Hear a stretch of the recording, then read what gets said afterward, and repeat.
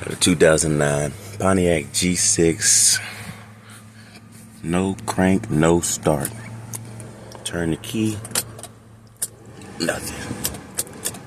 Bruh, what's that about? It's only after you drive it for a while.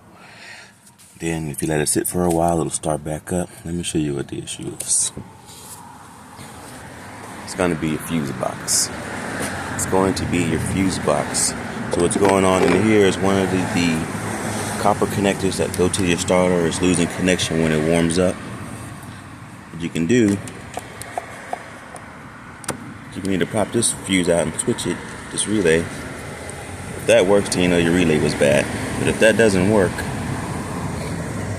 this one right here, I found it was the ground. This ground is the one that goes bad on this one.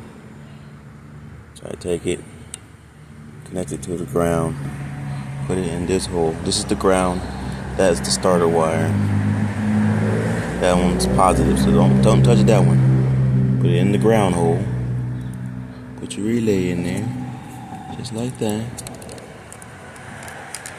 And go inside of the car.